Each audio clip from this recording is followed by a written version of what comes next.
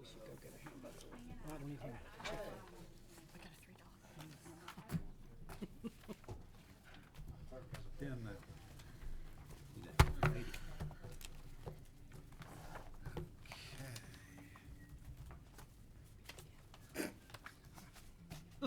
Smiling. Love it. Plus we keep looking for Dan and we're not sure if we can start the meeting yet. We're looking at a pretty It's a whole lot better look, okay? That's so much. Dan, I love that. That's Dan Junior. She is her own person. Danielle, nice to meet you. After the appointed hour, why don't we go ahead and call our meeting to order? If I could ask everyone to please stand for a moment of silence. And then Ms. Irby, can you lead us in the pledge?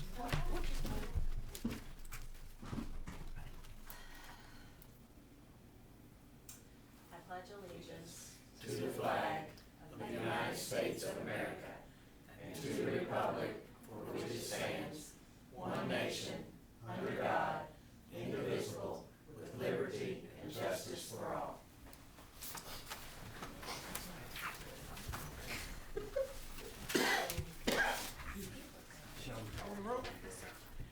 Mr. Bradley? Here. Mrs. Conway? Here. Mrs. Singer Erdley? Here. Mr. Lesby? Here. Mr. Showalter? Here. Mrs. Tingle Sames? Here. Mrs. Tackett? Here. Mr. Thompson? Here. Thank you. We have a full house quorum. That's the best kind. Each of you in your packet should have received a copy of the minutes of our last regularly scheduled meeting of April the 11th.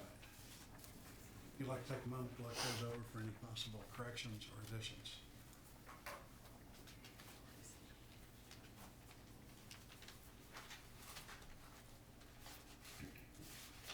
Motion, Mayor.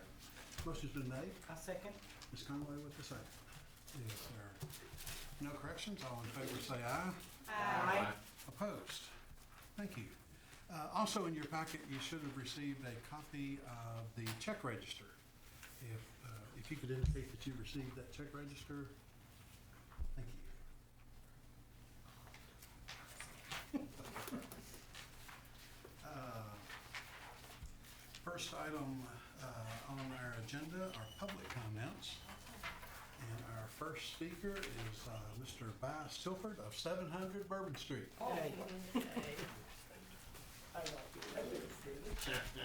Thank you. Council, I'm here to, let me get my glasses. I went to a meeting with Park and Recreation. I put in front of you minutes from Park and Recreation down on the B.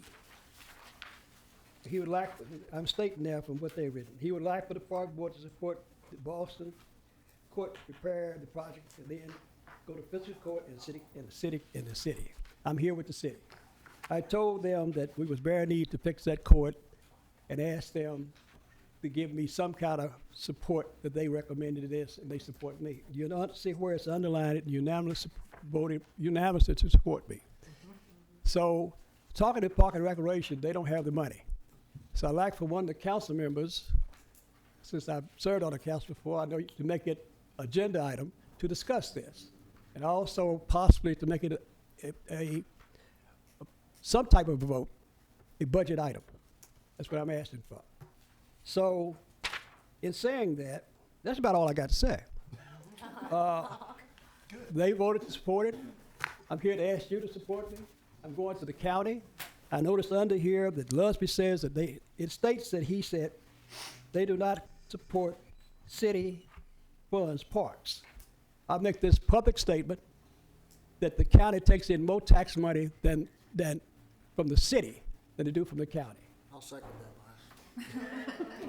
And also, there's a book that I written somewhere where there was money was left to the neighborhood or black neighborhood or whatever. I want to dig that out to see if any money is left in that treasury. So thank you for your attention, and I hope you support me. Mr. Mayor, I know you're working with the budget now. I think you've heard about this before. Have you been thinking about that in your budget? Yeah, I can give you an update. Okay, Get ready, Bias. I'm ready. Sherry has brought this to our attention, and she has included it in the capital budget for Parks and Recreation's request. So It's already a part of the formal process and has been submitted. When their capital budget was presented, they present us with both an operational budget, you all have seen this before, an operational budget of what their programs will cost, and then they've got a capital budget as well. Typically, the city and the county match each other completely on those capital expenditures. The one place where we don't, and Karen, we never have, is the county takes care of all the expenses at Scott County Park, which is in the city of Georgetown. But the county takes care of all of that. The city has always taken a very personal responsibility in the funding of Ed Davis Park. So we've never asked, it was almost like the county took care of the one county park, and the city was going to take care of its city park in the form of Ed Davis. The Finance Committee just got through meeting, and we went through all the capital requests. And I think that, I'll speak for the other two members of the Finance Committee, we had a lot of questions about things that may or may not find their way into the budget. We did not have a question about the basketball court resurfacing at Ed Davis Park. It will be a part of our budget recommendation back to the full committee. I guess when that's the discussion, I asked for the same thing I did at Park and Recreation. A majority vote for this council because they're the one who votes to spend the money. And I see where George said it would be cut from the capital fund in this minute you see on here. When Parks and Recreation submitted their capital budget, they listed each of the items that need attention. They need a flat roof repair, they need a couple of vehicles, they need part of the interior slide needs to be repainted and fixed. Those are all in the capital budget. What the judge approved, the county's already had the first reading of their budget ordinance, and they'll have second reading this week, I think. The county is already in the process of approving all of Park and Recreation's request, except for the $7,500 that the county would have contributed to a $15,000 parking lot. He deducted that from what the county's allocation will be. He doesn't have anything to do with our budget. I know that, yeah. So we are anticipating including the $15,000. I've even asked Sherry to,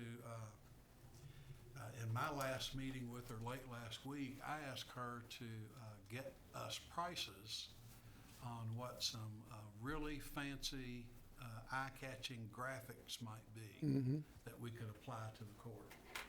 If it takes a little bit more to have a really fancy paint job or some of the decal graphics that could dress up the court, we're willing to consider that.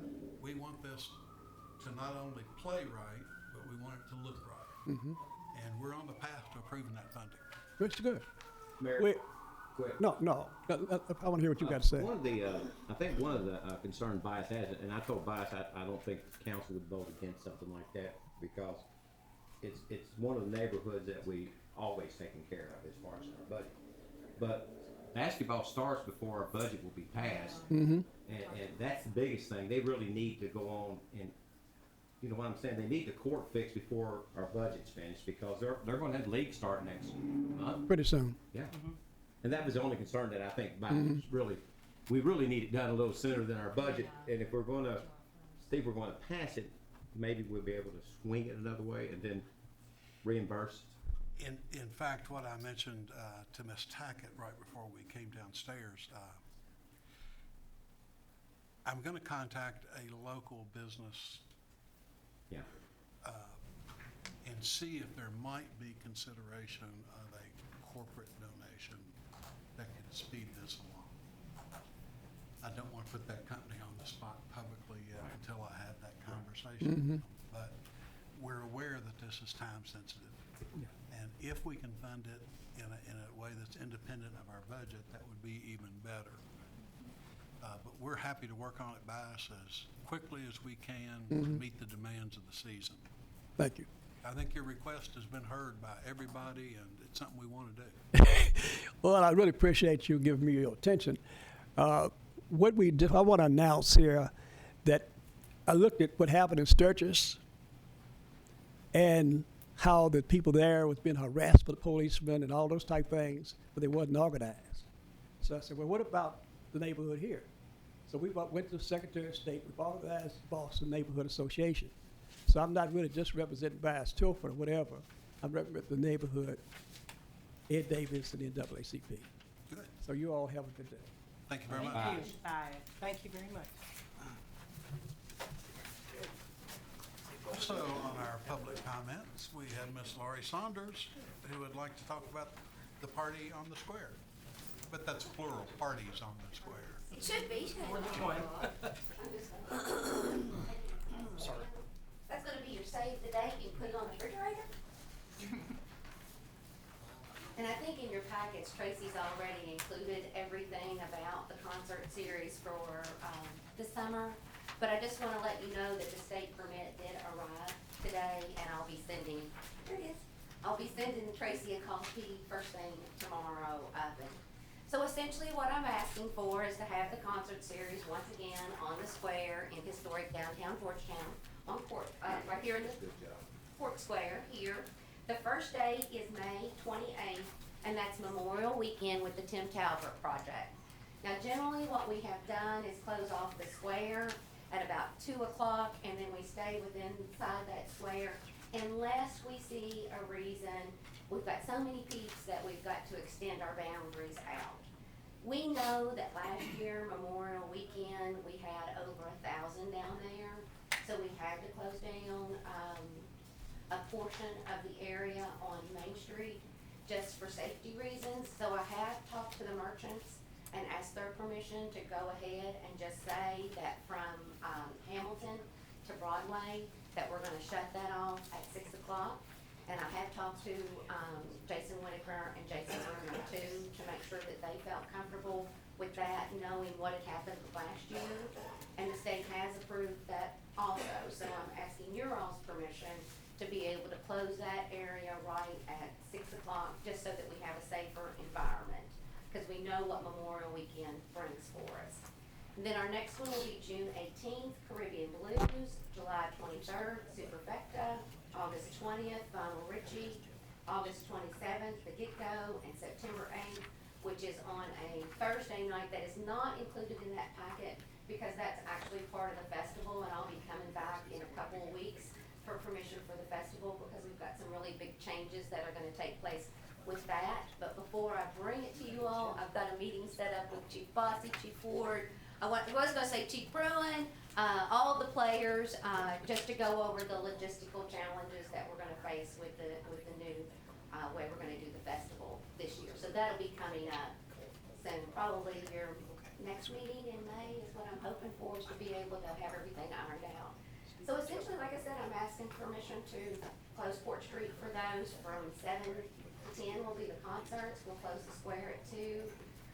The others, all the others except for Memorial Weekend, we will not close down 6 o'clock and at 6 o'clock unless the police say that we need to for safety reasons. We did have to do that twice before.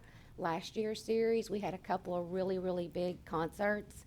I expect at least one, which will be the August 27th, is the one that I expect. That's a little bit different. That is in conjunction with the Findlay 5K, and we are doing a Findlay Food Fest down there where we're bringing in food trucks down and a small band to play so that we can, so that the people who are running in the 5K will have the opportunity to stay in historic downtown Georgetown to eat and not go outside of our community. So we expect that one to be another one that we would probably go ahead and close right at 6 o'clock, just for safety reasons. Because portions of the food trucks donations are going to the Findlay 5K. I'll make a motion to close down what you've requested to approve. I'll second it. I can't say it all what she asked. That's too much. All that stuff. All that stuff. And more. And more, huh? And more. And, you know, it is fascinating. We sometimes have a success problem, and that's a good problem to have good thing. when we have so many people that we need to protect people, and I think we're willing to make those closures when the police give you that advice. And it's also fascinating the way having tourism involved so deeply in our downtown program now, that when Chief and I sat down with the folks who set up the Findlay 5K, and we suggested they get with Laurie. I think they came the next morning. the next They were day waiting after for meeting me. with me and the chief, so that we can piggyback on events and piggyback on expenditures we're already making to get the most benefit for the downtown area. So these are the kind of things I think that grow from that. Well, we were so glad when you sent them over our way. We had wanted to do some kind of a food truck Saturday just as a test to see how it would go.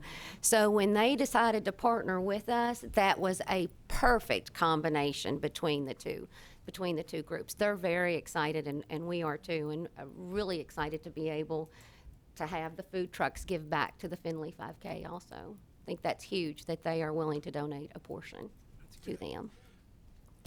Motion's been made and seconded. All in favor say aye. Aye. Opposed? Thank you. Thank you. Second thing, Yes, ma'am. did you have something? Well, I have a question, but I don't Sure. want, you can, well, I've had some folks ask me about either the flags or the banners downtown on Main Street. Can you give us maybe what the status is on that? This year, we're doing something different. Normally, the flags and the flowers do not go up until Horsey 100, right that weekend. But Georgetown College graduates, I believe it's the second week of May. So what I've asked for this year is the flowers, the flags, the Georgetown College banners, and the flags to go up all at the same time. Right. I think the sun's out and people think they're Yeah. normally up. Normally, all of that goes up in one swoop. Okay. About the weekend before Memorial, weekend before Horsey 100 hits, but we're asking to push them back. And that's provided that, I know the flyers will be in the first week of May. Flowers. Okay. so we're still on track for the first week of May. So that's our plan. deal. So, does that answer your Great, question? yeah, I'll share it.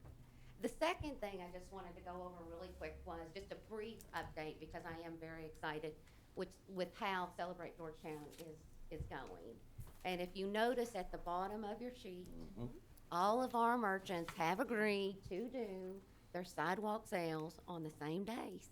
It's great. And this is gonna be, every year, it's gonna be the same weekends.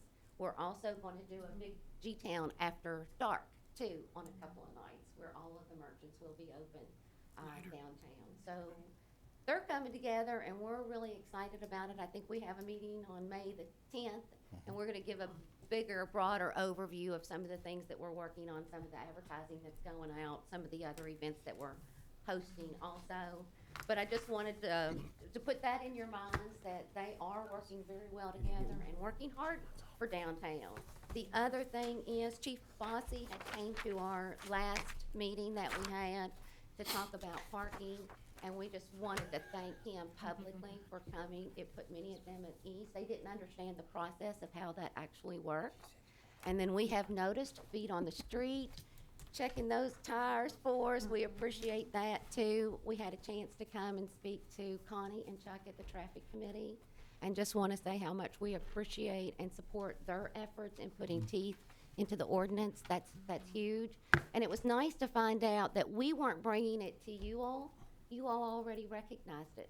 So it was just nice to see that you all recognized the problem already and working on it on our behalf. So thank you for your hard work. We appreciate it. Thank you. Thank you. Thanks, Lori. And I think it's great for the council to see tangible evidence that we're working with downtown merchants to follow through on our commitment to downtown. Thank you, Laurie. Anyone else in the audience to address the council tonight? Well, that just leaves mayor's comments. Actually, I'm going to be fairly brief with my mayor's comments tonight. Mark, you believe that? Here we go. Not so much. They don't believe. Actually, I have pegged the over-under on this meeting tonight at an hour. So Oh, my. we've got a fairly compact agenda. No. No, no. You're over. believe I in believe that. you're It's over. what- You believe. He'll be over Okay. in time. Wanted to let y'all know that Robert has been working closely with the consultant that we hired to evaluate Public Works. They've done a lot of their on-the-ground research. They've completed following our trucks around and taking down route information, and they're evaluating those routes for efficiencies. And they've got all the information about our personnel and our equipment. We are going to have an update meeting, telephone conference call with the principals from our consulting firm. Robert, Andrew, myself, and Millie. Marvin figured you might be at work Tomorrow? tomorrow. Oh, yeah. Okay. We're going to meet, we're having this telephone conference call tomorrow at 10 o'clock in my office. So it'll be the first chance for me to really go into the details with the consultant and for us to reinforce the things that we still expect to be studied. One thing we want to make very clear is that we have an expectation that we get an analysis of recycling from this analysis. And we want to see those numbers, and we want to see what's involved. So we'll make that point clear tomorrow. So Millie, if you can join us for that, that'd be super. I'll be here for sure. Mayor, real quick, are you done with that right now, or you got a few more things to say on that? I've just got to know on that. I just want to thank Robert for what he's doing out there right now. It looks like things are running pretty smooth. I don't think he wants to get on the back of a truck again, but I want to thank, we talked the other day at one of the restaurants, him and Frank was out, and told him I appreciate it. It looked like things are smoothing up, and the work's getting done, so. This interim period while we have our consultant working is working out very nicely. Yes. Yes. And Robert's been a big help in terms of discipline and respect among the crew. And Motivating. Yep. they're responding, and right now couldn't be happier with the way things are going. Thank you. Just an update on the sewer line project that we're considering to the south of Georgetown. We had talked about that possibly being connected to the infrastructure needs for the Bluegrass Stockyards project. Judge Lusby and Bob Wilhite and I sat and worked out the basics of our proposal, how we would put that financing package together, and have presented that. GMWSS is comfortable with their role. The city would have a contribution, the county would have a contribution, and we've made clear to the stockyard ownership what we anticipate their contribution would be. They have been busy for the last 2 weeks evaluating the other options that they have. And they've got 3 options on the table. One of them is to come to GMWSS and be a partner in the sewer line that we need to fix the trailer park problem. I think I'll get an answer from the Stockyards people this week on what their involvement may be. And then we can sit down, fine-tune that financing package, and then be able to talk with the council in greater detail about it. We're pretty confident at this point that the trailer park property has reverted back to a lender. And the lender is not a traditional bank. The lender is one of the mortgage-backed security firms that package mortgages and sell them as securities. That practice led to the housing bubble that caused some problems in 2008 and 2009. But that is the structure that this is financed under, and we're working to make sure that our concerns about the sewer infrastructure needs, both inside the trailer park property and the package treatment plant, are understood by those who are marketing the property. So that's a very active situation for us, and we hope to have more information real soon on it. Also, I wanted you to know that I spent some time today talking with Gene Thomas at the Health Department. There are concerns about the Zika virus in Kentucky and certainly in Georgetown and Scott County. There are no documented cases, but we felt that we needed, from a public policy perspective, to at least be aware of the way the Health Department was responding to this. The Health Department is evaluating the purchase of their own fogging machine, a pickup truck mounted fogging machine. The cost of the fogging machine is fairly reasonable. I think $7,000 for the machine. The real expense is a 55-gallon drum of this special insecticide. EDT? It's not, it's something different. We want to keep safe while we combat mosquitoes. But a 55-gallon drum of this insecticide is $9,000. Oh, my. So it's incredibly expensive stuff, but it only, as they fog an area, just trying to get some idea about the rate of usage, the machine will run for about an hour on a gallon. That's pretty good. So it does cover a fair amount of area. And the intent by WEDCO would not be to fog all of Georgetown, but fog specific problem areas where people had complaints about too much infestation. Didn't we spray years ago over there in the colony, in the grassy area that was really one that we have a lot of trouble keeping clean? Didn't we spray over in there before? I think we have. I think I remember as a kid spraying in Indian Hills. Further than what I remember. Yeah. It probably was But we have went out and sprayed because the mosquitoes were so bad over in that area, so. Well, and what Gene pointed out is it wasn't that long ago. In 2008, we had the, what was the other virus that we were so afraid of? West Just Nile. a handful. West Nile, Nile, thank you. from the mosquito. And now a handful of years later, it's the Zika virus, all mosquito-based. So they think that they can warrant purchasing this equipment for future. Put an ordinance in, no mosquitoes down in Scott County. How far would So- $90,000 worth of chemicals? I just wanted you all to be aware that we are talking with the health department and addressing the concern to the extent that we can.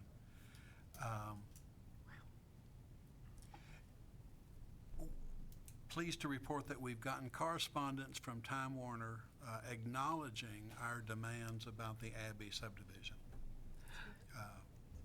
It took more firm action on our part than we really wanted to, but Time Warner has now notified us that they anticipate the Abbey to be completely built out in 30 to 60 days. 60 to 90. 60 60 to 90. 60 to 90.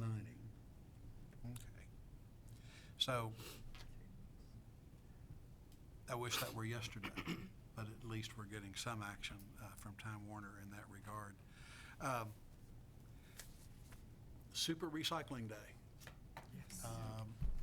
May 20th, no, May 21st for Georgetown residents. At Toyota, enter Gate 7. We used to do this every 2 years, and the demand got so great from our citizens that we now do it every year. And the city and the county each contribute financially to this Super Recycling Day. We contribute $5,000. But it's a great day to get rid of the stuff that we keep around the house that we can't throw in the trash. Pesticides, batteries, paint, furniture stripping material, all the uglies that we're not supposed to put in the trash. We have a legal place to take those. Yes, sir, Mark? Can you repeat the date, the Yes. time, and the gate again? Seven. May 21st, 2016, from 9 until 2 p.m. Gate 7 at TMMK, and follow the signs. For those of you that may have used this recycling day before, if you load up the bed of your pickup truck, you don't even have to get out of your vehicle.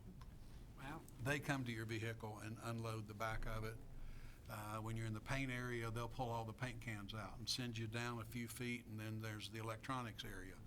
And those people unload all the computer monitors or old TVs you have, and you pull down a little further and they get other materials. But they make it very easy for us to get rid of household hazardous waste and electronic waste. May 21st, 9 to 2.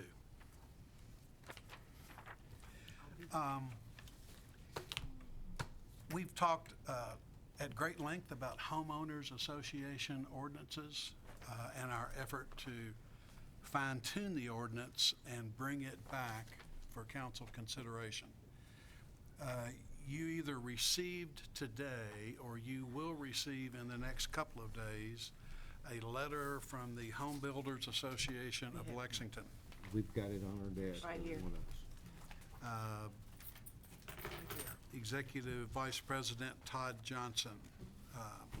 I received the letter today.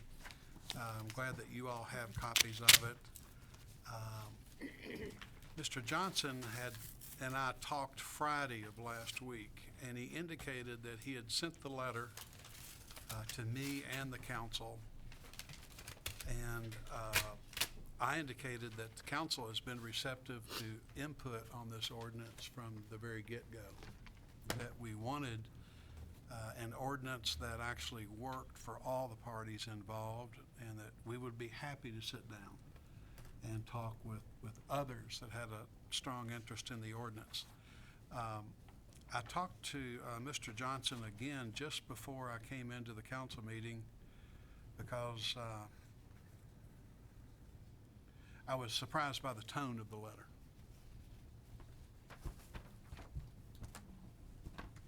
Frankly. And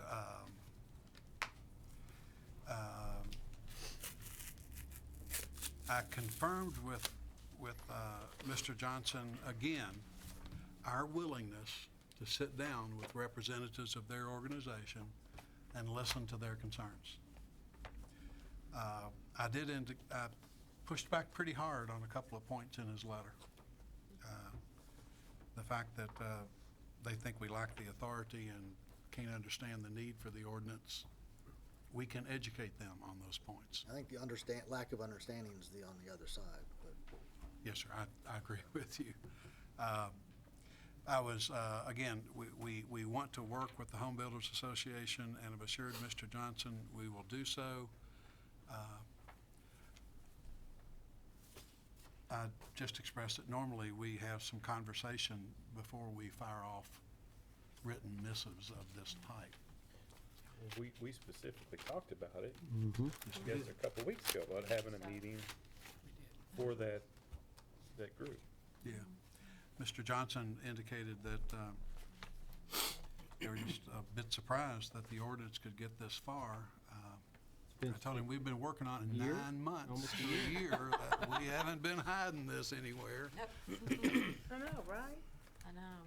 So, again, the tone of the letter is unfortunate, but we look forward to their input. And if we can strengthen the ordinance, then we'll take some of their counsel. You know, the other thing I would say, Mayor, is to me anyway, it would seem appropriate that the protocol would be to meet with the citizens, the residents, and kind of gain some of their concerns and their input, which that has been done, as, you know, continuation for working on the ordinance, and then get with this group to see if we can fine tune what we've, you know, the information, data that we've gathered. Yeah. So I think that's the process has been appropriate. I think our process has been completely appropriate, and It's been out in the open. typically, I expect some dialogue before people write the council letter and urge you to vote against an ordinance. We didn't have an ordinance ready yet. We didn't have an ordinance ready yet. Well, here's a sentence in here that I picked out. It says, while we have not had an abundance of time to work through all of its interworkings in a comprehensive fashion, or our initial review of the ordinance are very serious questions and concerns. So it just tells us right there, they haven't looked at it close enough yet. To shoot off a letter like this without doing that is inappropriate. Thank you. I agree. So we'll seek their input and have that meeting just as quickly as we can.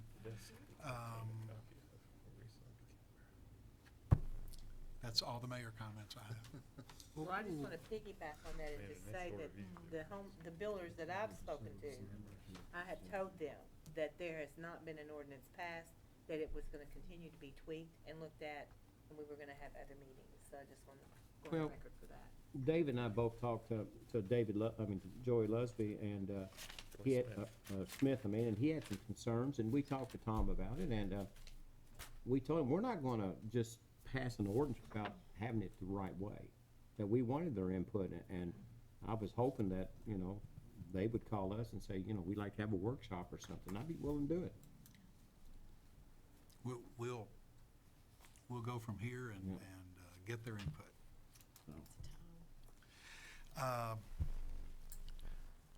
Staying on time. As we move into the engineer, you all have noticed that Kyle's not with us tonight and has missed a couple of meetings. I don't want to talk too much about his family stuff, but, Kyle recently had an infant daughter, and the daughter, they knew during pregnancy, had a heart issue. And they knew as soon as the child was born that it was going to face heart surgery. So they've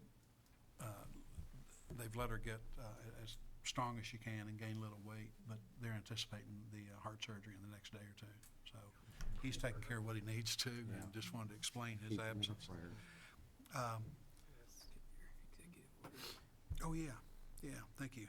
The one printed thing that was under the mayor's comments. We do have an executive order in your packet reappointing David Davila to the Board of Ethics. Just a real straightforward appointee. Motion. Motion's been made and seconded. If there are no questions, all in favor say aye. Aye. Opposed? Thank you. In your packet is a municipal order approving two center of town change orders. And let me describe exactly what they are. We found that what a fascinating old building the center of town must have been, long before Wilbur Jenkins ever built cable products. We found 3 different foundations under the building. Stair step in that one. Just amazing what you find underground. So we elected, we told our demolition contractor to take out one of the foundations. And we thought that would be suitable for our purposes, mainly because the building will probably be shifted off of that building footprint. You'll recall the center of town sat right on Oregon, which was in a low spot. We'd like to push it back up on our lot further up the hill so we can avoid some drainage problems. So we probably will not rebuild in the same spot, and getting rid of one foundation probably would have served us well. That change order is a known dollar amount, and it is in your packet. It's handwritten, but it's pretty thoroughly handwritten. And there was a $16,000 charge to take out that first layer of foundation. So that is one of the municipal orders that you'll be asked to approve. The second one is, I don't have a specific dollar amount.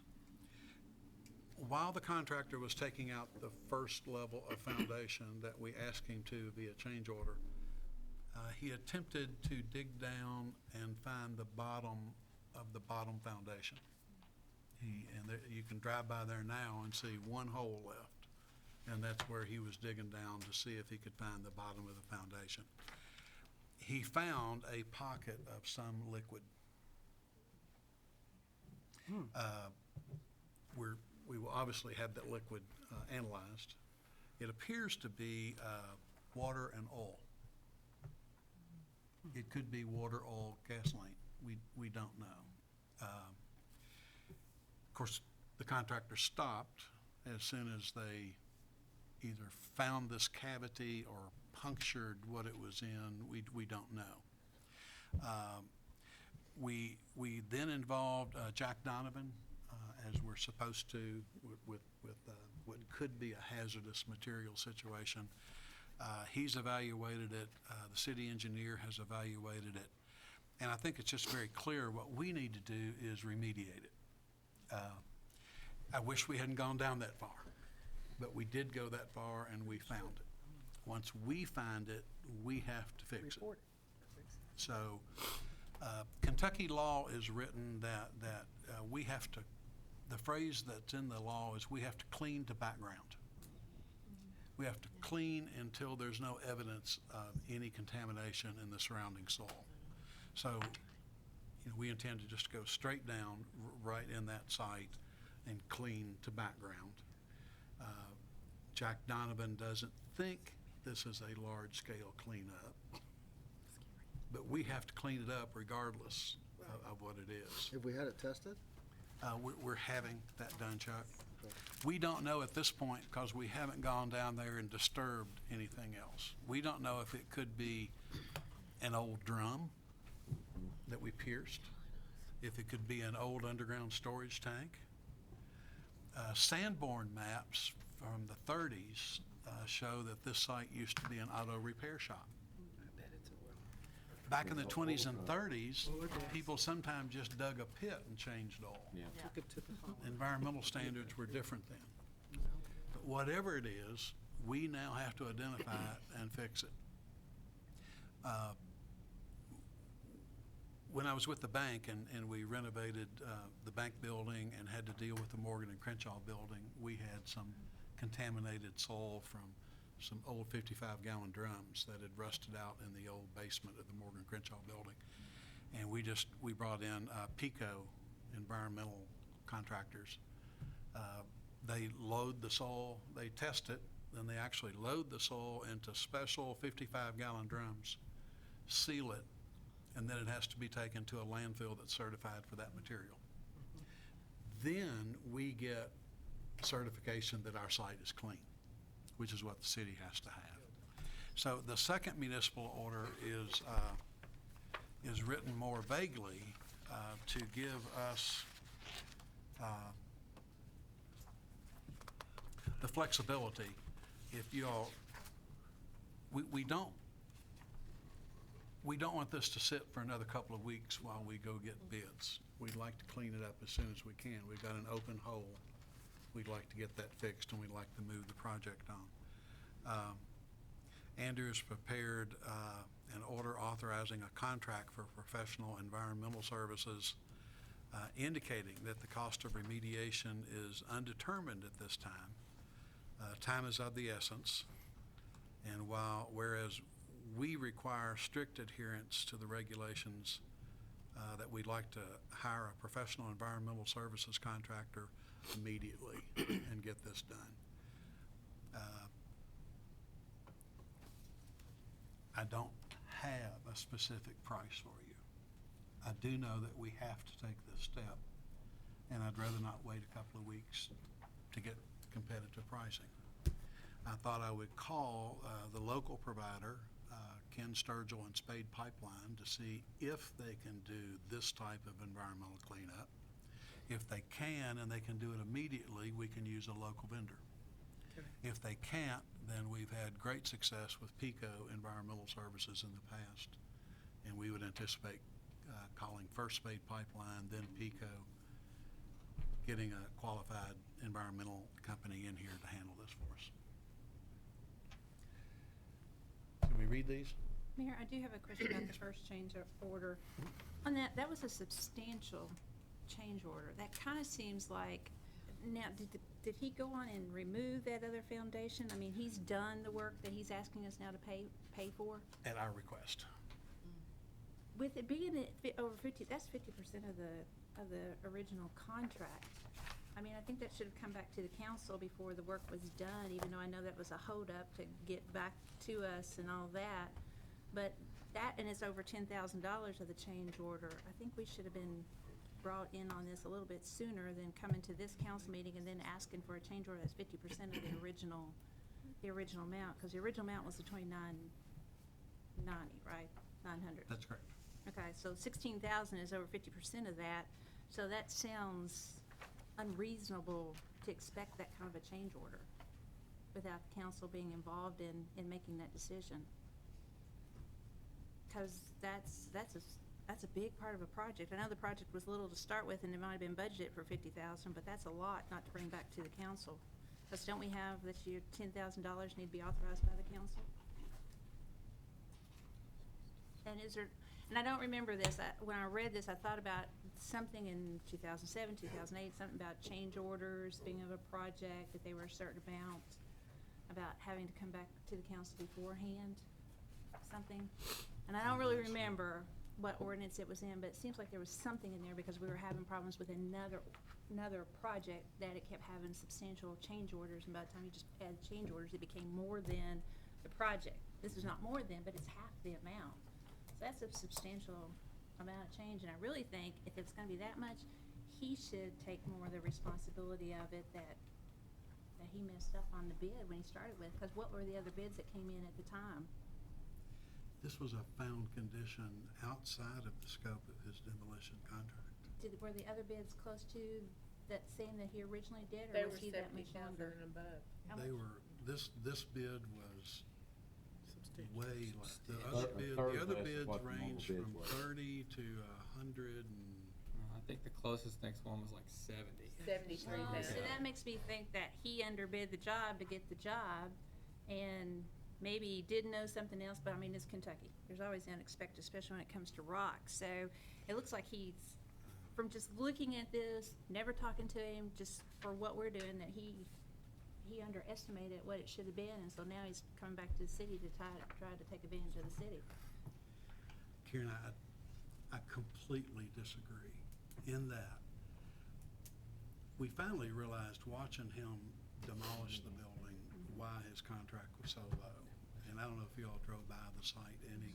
Every day. They meticulously took it apart block by block, stacked every block, every piece of steel, and took it away for resale.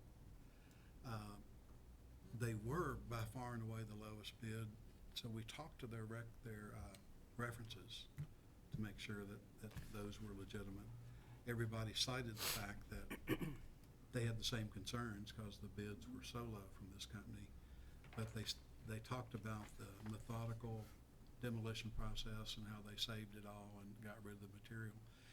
If this was something that, if we had anticipated there were 3 foundations under the building, and we had put that in our bid or our contract, I would agree with you. But this is outside of the scope of the original contract. I think if it was outside the scope of the original contract, then it should have been brought back to the council before letting him go ahead and do the $16,000 worth of work, since that was half of the original.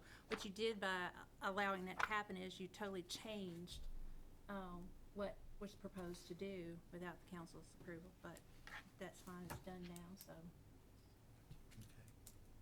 I felt the same way as Karen when I saw that, but then when you said tonight that you requested it, it relieved my feelings of that. So and we budgeted 50,000, so I'm comfortable with it. And I'll take this to heart, Karen. In the future, if there's a change order, even if it's something that we've requested, but it's beyond the scope of the contract, I'll be more sensitive to bringing it back to the council. So the first municipal order is addressing it's actually $16,275 to remove the additional concrete slabs, block walls, and footers that were discovered during the excavation process. You need a motion, Mayor? Please. Motion. I'll second. Motion's been made and seconded. Because I introduced the uncertainty or the controversy, why don't we call the roll? So this is for the change order. This is for the first change order. Mr. Bradley? Yes. Mrs. Conway? Yes. Mrs. Singer Erdley? Yes. Mr. Lesby? Yes. Mr. Showalter? Yes. Mrs. Tingle Sames? No. Mrs. Tackett? Yes. Mr. Thompson? Yes. Thank you. The other change order, as I've indicated is for the hazardous materials.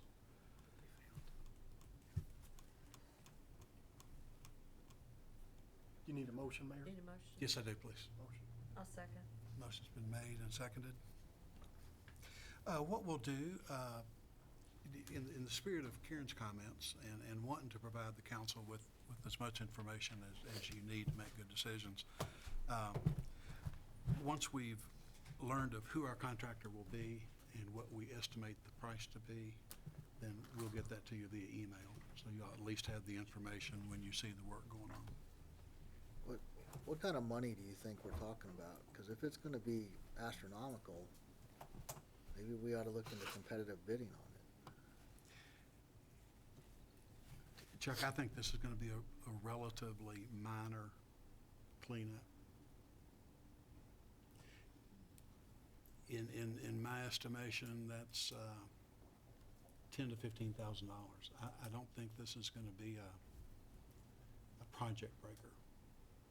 I would feel more comfortable if we put a ceiling on it. Okay. I don't know how everybody else feels, but I hate to just give carte blanche and without some type of limit, without coming back. It's reasonable, yeah. So where do you think that ought to be? Well, I think I'm characterizing it as a professional service, because it is. The people have to be licensed in order to be able to remove that material. But the state bidding threshold, even if it wasn't a professional service, is 20,000. I don't think 20,000 is an unreasonable threshold, and I honestly don't think it'll cost more than that. I was thinking 25, so I'm good with 20. I think that one thing is, the very first thing they'll do when they come in is an evaluation See of what what's it in is. there. Yeah, and we can even say to them, look, this is what we want you to do first. If they say, look, it's $10,000 worth of work, we say, go ahead. If they say, this is $100,000 worth of work, we may have to, we may have to say, whoa, hold on anyway. That's what I'm scared of. That's, Yeah. okay. So, Is 20,000 a number that you're comfortable with, Chuck? Yeah. Okay. Is that your motion? Well, there's already a first and a second. You wanna amend that to That was the put amended 20,000 on that motion? Who made the first motion? Mr. Showalter and, We need to take that back off the. Here, Well, or if Or you'd like to amend amend your motion to include a $20,000 Okay. cap, I think that'd be Okay. fine. I will amend, Thank you. The motion. I'll amend that. Who seconded that? I did. Would you like to amend your second to include a $20,000 cap? Great, thank you.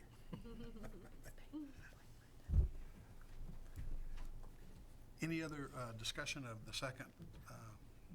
Mayor, I'll ask this question, and maybe it's not right, but is county in half of this? Yes. Bam. David and I were discussing, Is we the was county in wondering, half of so. Yeah, Yeah. we're equal partners Okay, on. okay, so, That could be 40. well, not that it'd be 40, but it's still gonna Half make it a 20. little easier.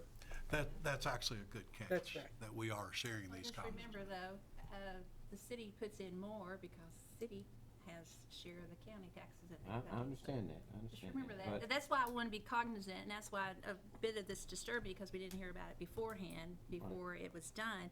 And then second of, I just don't want this project to be anything like the pool project that went on and on That's and the on. one where we with change order, change orders on. change orders, yeah. Uh-huh. And it looks like it's starting to be kind of delicate down there, and we're not even getting going good, so, I have flashbacks, I'm sorry. Just want to share that. That could be, I understand the trauma. That's right. Okay, a motion's been made and seconded to approve the municipal order with a $20,000 cap. All in favor say aye. Aye. Opposed? Thank 2 you. minutes. We're on a roll. We're on a roll. Item 8 on your agenda, Chief Ward. Yeah, motion. Mayor, council. FEMA has opened up their fire prevention and safety grant. Two priorities they got this year is smoke detectors and residential sprinkler awareness. Currently, we've been in talks with the Kentucky Safety Council, and they've advised us they've applied for a grant for smoke detectors. So if they were awarded that grant, we could possibly receive 500 smoke detectors to distribute out to the city.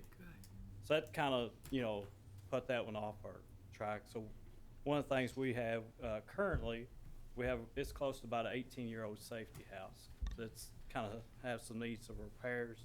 So one of the things we'd like to go for, with your all's permission, is a new safety house with a sprinkler. It's kind of a sprinkler room attached to the end of it. So basically, as we go out and do these demos, we'd be able to demonstrate an actual sprinkler going off. So, just more knowledge for the community. The total for this project is $76,632. The federal share would be $72,983, and then the city share would be $36,449. And we would just incur this, if we were awarded this grant, incur this cost from our budget operating expense. Motion? Second. Motion been made and seconded. All in favor say aye. Aye. Opposed? Thank you all. That was easy. Chief, That's go easy. get it. Thank you, Chief. Awesome. Item 9 on your agenda. Stacy's already at the podium. I'm here for your Uh-oh, that's a 30-second dollar. finance update. Dollar. What about inflation? Oh, yeah, $1.50. Where's the jar? Sorry about that. If it was us, you'd say, what's going on over here? It's got a silence button on it. Goodness. Okay, Stacy, go. Run Are with we it. ready? Get him Okay. out of this trouble. guess. Run with it. Your quarterly, Come on, Stacy. quarterly revenue update. We're looking good, so go through this quickly. You also had the March financial report in your packet, which I'm not gonna talk about, but you can look at your leisure. So as you can see, the first one, payroll taxes, compared to 2015, we're behind 700,000, but if you keep going down that column, we've paid in $1 million to the incentive program. The net of those two is 299,000 that we would be ahead if it wasn't for the incentive. So, Question. yes, I just marked it down here to ask you this question. We're responsible for 2.5 million a year. Yes. Does that mean in June, we're gonna have to make that up to 2.5 million? I believe that they are taking that 0.5% as they go, and they're calculating it each month. Okay. My understanding was if they didn't take the full 2.5 the first year, it would be rolled down to a later year. Okay. It's going to be a rolling Not all at once. Okay. 4 years, Chuck. All right. We'll have That we'll answers have my roughly que- the that same answers my amount, question. and it'll just keep rolling. I was waiting for a big number to hit us in June. Now, obviously, we got started late in the fiscal year, so, it didn't start until October. It didn't start in July, so. And that's my understanding, is it will roll down probably to one of the years where it's less than 2.5 million. They'll pick it up on the back end. So if it wasn't for the incentive, we were actually trending 299,000 ahead of last year's revenue at this time for payroll taxes, so that's a good thing. The next one is net profit. And of course, these numbers are often difficult to compare, but on my notes, I have backed out all things Toyota related. So I have backed out in the 2016 column, I backed out our one-time payment of 1.7 million that we got for the amended 2011 return. And then comparing 15 and 16, I backed out all the estimated payments from Toyota to try to get to a true net profits excluding Toyota. And currently, we're about $387,000 ahead in net profits of where we were this time last year. Good. Not including any Toyota estimates or extra payments. So, that's good as well. Our insurance premium tax collections, the first couple of updates I gave you this year, we were trending just a little behind. We've now caught up with last year. So compared to this time last year, we're actually $15,000 ahead. And we're at 53% of our budget with 2 quarters collected, because the quarter ending March, those revenues are still coming in, so they're not on this spreadsheet. So halfway through the year, 53% of the budget, we're doing good. Property tax collections, obviously the bulk of that happens in the fall. We're $91,000 ahead of our budget. So 106%, so we've done well on our property tax collections. I asked Stacy if, since the city clerk done such a good job of collecting all those property taxes, did she get the 6% as a bonus? And Stacy said that was not the case. What did Tracy say? Yeah. She was all for it. All for the team. And then finally, the alcoholic beverage fees. Basically, you're always looking at this a quarter behind, but I updated the numbers through December, and we're pretty even with last year. Compared to this time last year, we're about $1,600 under, but we budgeted very conservatively this year. As you can see, we only budgeted $850 this year, and we collected over $900 last year, so we're easily going to meet our budget target, but trending very slightly behind. And again, those payments are still trickling in. A lot of people pay the last day of the month, so I don't have numbers for the March quarter. Y'all need to go home and start drinking. So you said the first make that we are on the payroll, we were $299,000 and change ahead of last year at this time. in the payroll? And the net profits? No, the payroll, That was payroll, I'm sorry. 299? Yes, and then Right? the net profits was 387,000 and change. So that makes us, even with the incentive, it makes us, what, 4, 5, 6, 7? Yeah, Almost $800,000. between those ahead. two. So by the end of the year, we're over $1 million ahead for the Even, budget? even Well, paying hopefully we'll see if the rest of the months keep trending the way. I mean, plus paying the 2.5 million.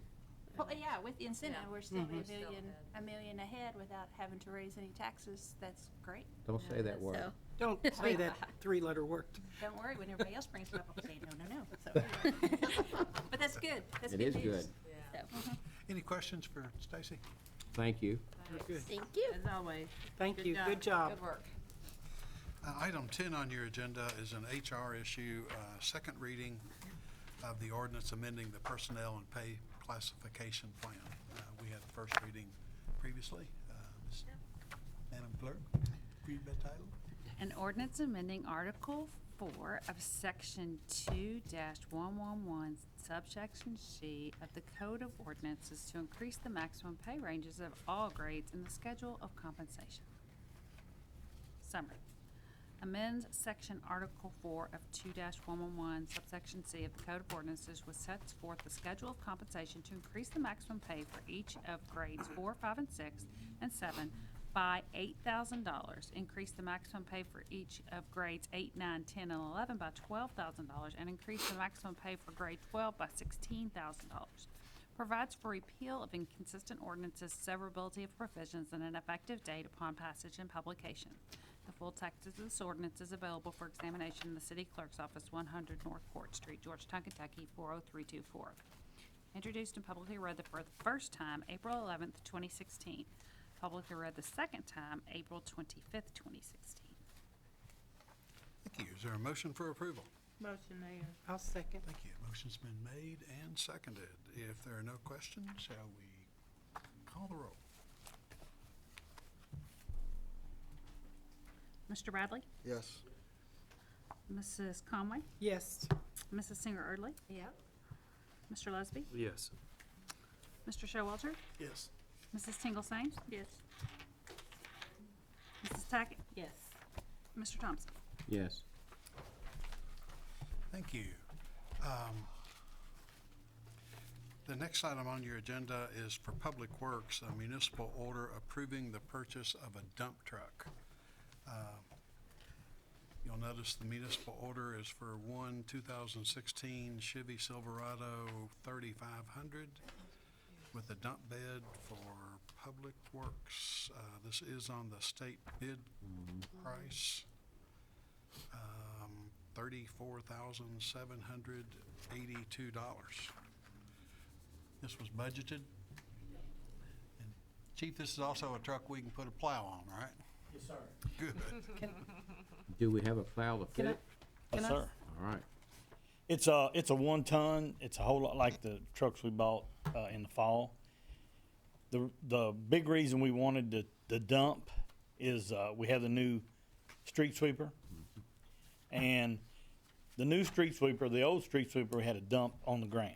then we had to use a Bobcat or the grapper truck to load that stuff, take it to the dump. Now, I'm just telling you what the guys told me, cause I'm still kinda new at it, but the new street sweeper, it can dump in a small dump truck. It cannot dump in the large ones that we use. But one thing we have to do, we have to keep record of everything we dump, we take to the landfill out of that street sweeper for, the stormwater, the MS4, I think is the report we fill out.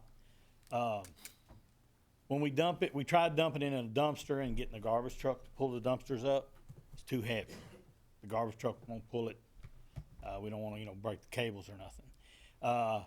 We can dump it on the ground and still pick it up, but that's not the Something. best way to do it. We leave residue, we can't get it all.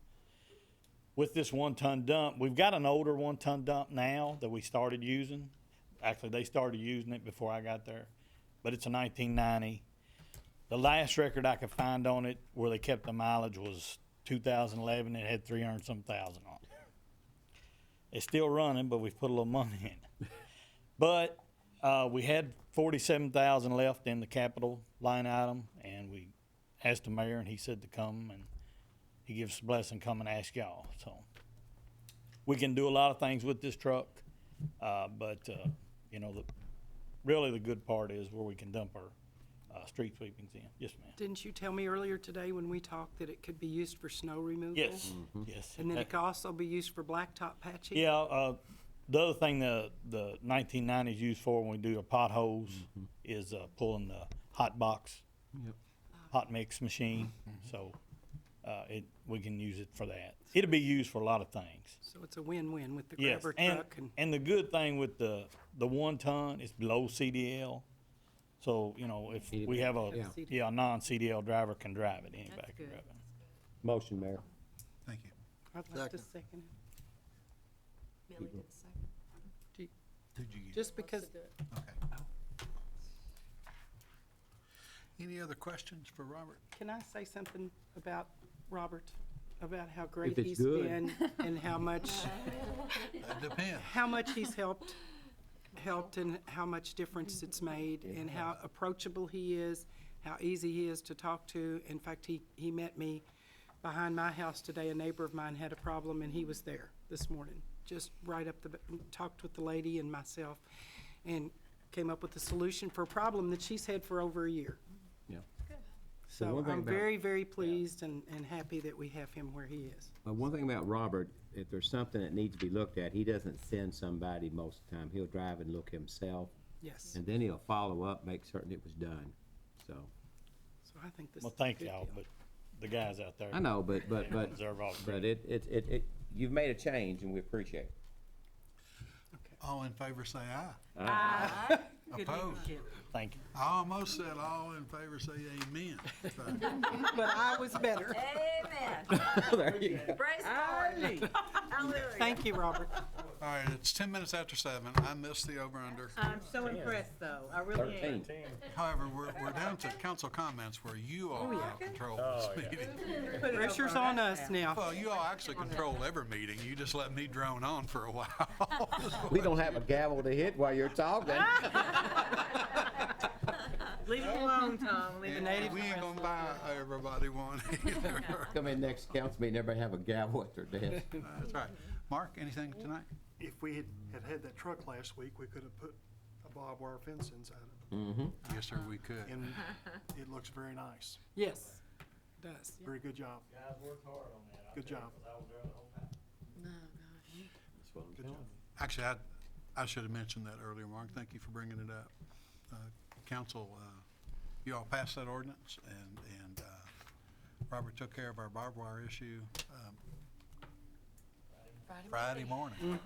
We talked about having it done before the weekend, and He did. got it done. Thank Did you. all Anything go else, Mark? well? Did all go well with the remediation? All went well. The posts are there. The barbed wire's not. We were as courteous as we could be in terms of, we didn't chop the barbed wire into little pieces. Cut and roll. We didn't cut it at every fence post. We actually took the nails and steeples out rolled up as much as we could. We preserved their That was nice. wire, and we actually placed it inside the swimming pool enclosure, so it's not in their yard. It is on their property, and it was a really good outcome. I'm not sure they were home. No, they were on. They weren't home. They got in last night. Oh, did they? Yeah.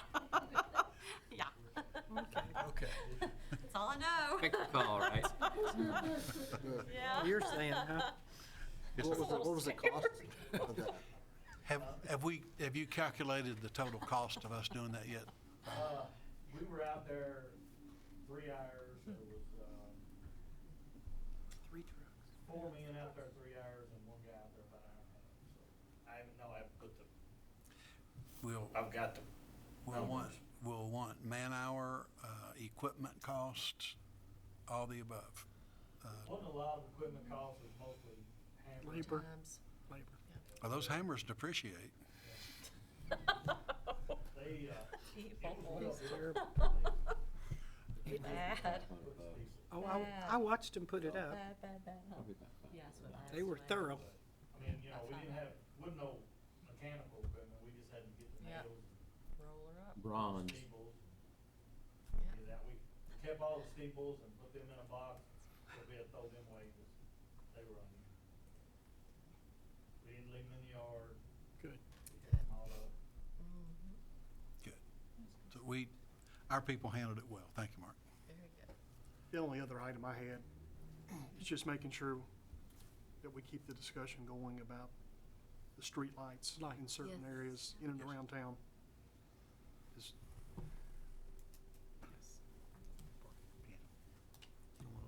Doesn't write on anything. I gave my pen to the clerk. Thank you. Thank you, Mark. We need to revisit that and get you some information. Chuck? Not at this time. Thank you. Connie? No, thank you. Karen? Actually, streetlights, Mr. McIntyre that's over on Bourbon Street, I went by to see him, and in that area, they're having a lot of theft apparently.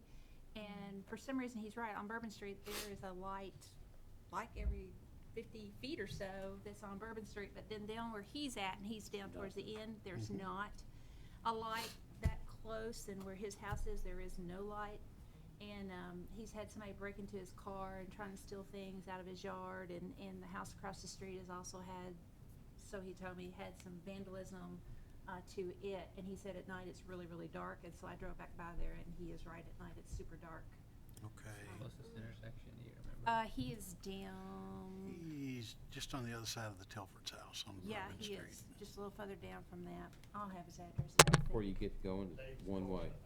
Yeah. Davis. Close, Right. close That's to right, it is uh-huh, Davis and it Court. is right, kind of that entrance that's right in there. But he is right on that street, because I took a picture of it. It's every so many feet, there is a light except for down where he's at. So that, and then I had a customer in the shop that was talking about, that lives on Donerail, about the flooding behind her house still with, we're supposed to be fixing the culvert, the drainage out there, in Derby Estates. Oh, yeah. the Uh-huh, Derby and Estates. Yeah, well, actually, she's Judy Genazio. She won't mind me telling who it was, because it's flooding into her backyard and then flooding on down there. So I wondered where we were with that project. She lives on 130 Donerail. Her yard starts the drainage problem that goes on down the hill. She's at the top of the hill. That's where she's at. You know, I've talked with Kyle about an update on Derby Estates, because I know that's just been a recurring theme in the short time that I've been here. He said that the latest council action that he recalled, we did a study, we know some costs that are involved, but I don't think we've allocated the funds to actually correct the problem. did part of it. One Well, part of it. we did the but we culverts didn't- under the bridges and stuff. We've already fixed that, and that was 50,000 or something. We fixed a wing wall that collapsed Right, in this last budget year, and that was $55,000. okay. But beyond that, we haven't, there are still improvements that are necessary from that study. The State Transportation Cabinet has come back and looked at the drainage, and they say that by their calculations, they have not added to the runoff. Which is hard. I know that was part of the discussion when we discussed it before, which is really hard for me to believe that they didn't, because they didn't. Connie said one of the things I'll never forget that she said, that the cup of water was here and one more drop is what they did to it, and then they started having problems. So it has to have a correlation to them, but I understand they're not taking responsibility. But we did start looking at that, so I think we need to have Kyle bring it back up again and see where we are, what we need to do, because it was a matter of moving, doing a lot of work. It was moving telephone, underground telephone. Well, and it was, there's some exposed cabling Yep. that the runoff has eroded and left some of this cabling exposed. And that's Owen County. There's also where people have now built their back fences for their fenced-in yards. They've unfortunately built their fences Easement. in the easement that is channeling, making the water channel more. There are probably expensive fixes that we need to make. But this is also a situation where, to really fix the problem, we're gonna have to make homeowners move fences. I think they were, I mean, you all can say differently if you think so, but I think they were aware of, or they acknowledged that, yes, now that they were in there, and they knew there was gonna be something on their side to have to change a few things, that couldn't put the fences back where they were and things like that. But if we have a major rain, because Judy said we had a minor rain, and she had all that flooding again, so if we have a major rain in the spring, which we probably will, I'm thinking we're gonna have 4 days of rain, just in the then weather. we have a problem, and homeowners that will be back in here saying, where are we? And so it's probably good to I'll start ask, thinking about it. why don't I ask Kyle to update the engineering construction estimates and bring them back for our discussion? Mark, you had a point? And the only thing I was gonna add is, and I don't know if it's possible, once Kyle does get back into the office, is if we have it as a discussion item, whether it be the next council meeting or that first council meeting in June. No, I'm sorry. End of May. By the end of May. Whenever he is ready to come back to us. Because I've got a lady who lives out in Derby, that she's right in the path. And I know that some of those homeowners might want to be here. So I would just ask that, a couple of days' notice, if we know what's gonna come up, that way Makes sense. any of those residents that wanna come, they're aware what's going to be discussed. I'm aware there's more for us to do. Okay. And we also have a bit of a homeowner problem with some of the fencing that's been put in place as well. Yeah. I'll get those updated estimates back to the council, and Mark, we'll try and give folks enough notice to be a part of the conversation. Will you give us an update too on Willow Lane on the flooding? And Dominion If we got all Dominion that, and Homes. see anything going on with that now, that's behind us. Yeah, The fact that we haven't heard much It's a good thing. is a good Yeah, thing. that speaks volumes, I think. On my trips to Willow Lane, I know that previous council approved some repairs on Willow Lane. We had as it was, I wasn't here, but as it was described to me, we had a choice between a cheaper option, a very expensive option, or a middle range option. I think the council opted for the middle range option and fixed as much as you could. I don't know that we solved the whole problem with Willow. I think that's a fair statement. I think the homeowners would agree that we didn't fix it all, even though you all took a real stab at it. And we just, in the Finance Committee meeting, we were touching on stormwater problems and how expensive stormwater problems are going to continue to be for us. Right now, we know we're looking at the wing wall, the very large wing wall on Hollyhock Lane is damaged and is leaning away from the road. It's right across from one of the entrances to a Georgetown College parking lot onto Hollyhock. There's a huge wing wall that is tilting dangerously. I've authorized Kyle to camera in the college's direction as far as we could, just to see what's in there. Because we can fix the wing wall on Hollyhock, and we can probably afford that in the budget. The problem is, we also have a significant problem with the intersection of Hamilton and Clayton, right at the foot of the hill below Garth. Especially where Pat Lair's house is, and there's erosion that's beginning to make it dangerous for school kids at that crossing.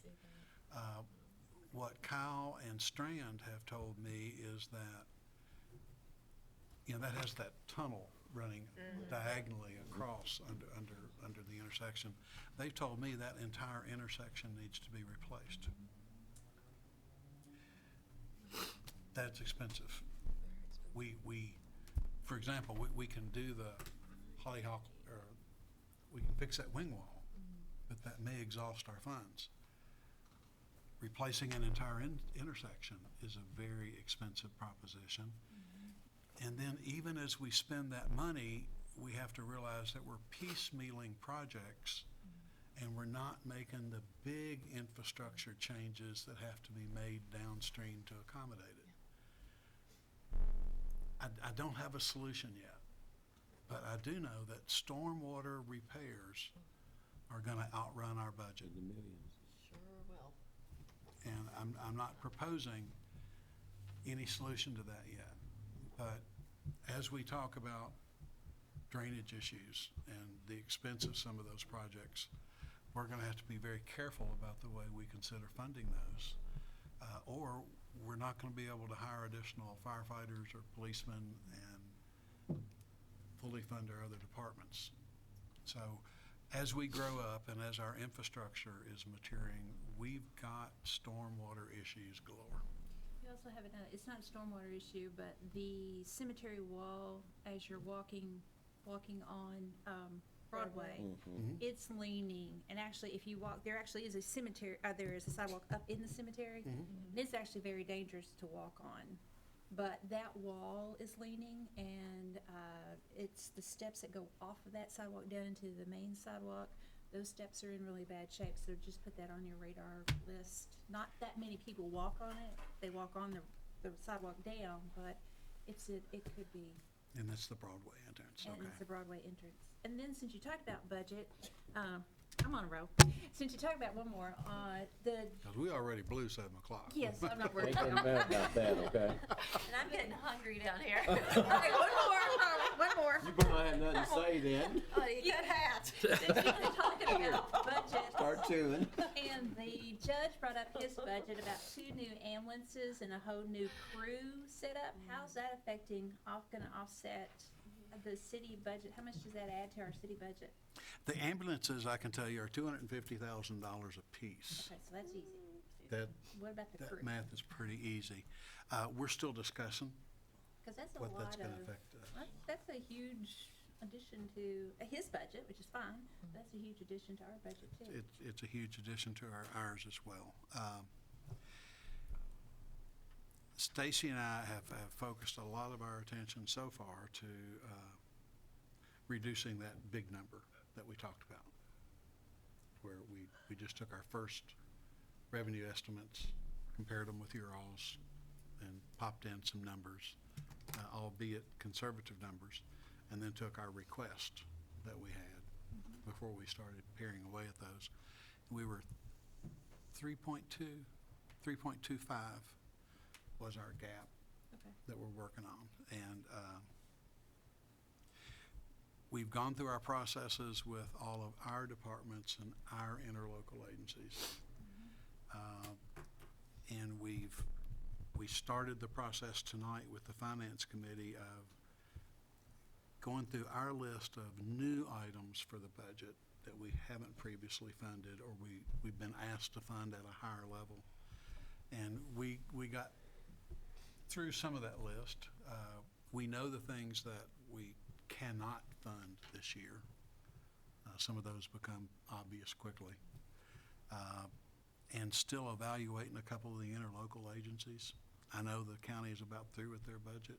Yeah, I But- think they vote on it coming up. Yeah, they've already had first reading. Yeah. It's already back from DLG. They've done that part of it.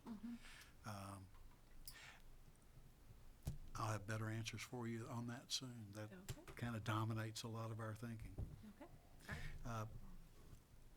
The ambulances are, you're right, are one thing. The ongoing personnel cost are something entirely different. Yes. The ambulance is one shot, ongoing, It's on and on. 5 and to 6 on. years, a couple ambulance worth. And actually, what the judge said in the speech is he's using those to man the station out. And of course, when he's made that comment in the speech that the activity goes on in the city during the daytime and stuff, and then those will be brought in, but what's the percentage of they're gonna be here versus what's the percentage they're going out? Cause didn't he say he's manning way out in the county? Where's he manning that? Where was he? Sadieville. Yeah, okay. Sadieville's got an Sadieville, ambulance. yeah. Okay, so. The Sadieville and Stafford Ground ambulances are the first ones that rotate back into the city when our coverage gets thin. Or we have routine runs that take us out of the city. Right, so, I mean, that's some, but anyways, you're still talking, so continue. I'm finished. Thank you. 27 minutes for, Who's Millie? counting?